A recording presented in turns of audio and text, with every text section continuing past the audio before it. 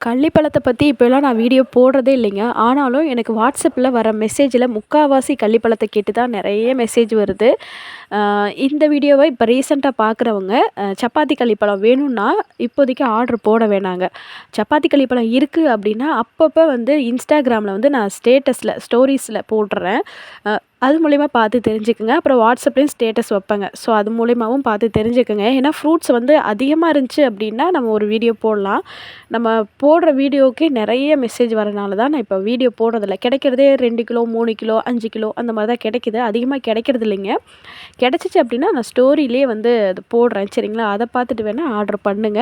இன்னைக்கு ஒரு 5 கிலோ மட்டும் தான் இருந்துச்சு. அதுக்கு ஆர்டர் புக் ஆயிருச்சு. அ கள்ளிப்பழங்கள் இப்போலாம் அதிகமா கிடைக்கிறது இல்லைங்க. கிடைச்சிச்சு அப்டின்னா, கண்டிப்பா வாங்கிக்கலாம். நெறைய பேர் ரெகுலரா கிடைக்குமா அப்டின்னு சொல்லி கேட்டிருந்தீங்க. 3 வருஷமா ரெகுலரா தான் அனுப்பிட்டு இருந்தேங்க. இப்போதைக்கு கள்ளிப்பழம் நெறைய செடிகள் அழிஞ்சிருச்சு. அதனால தான் ரெகுலரா கிடைக்கிறது இல்லைங்க.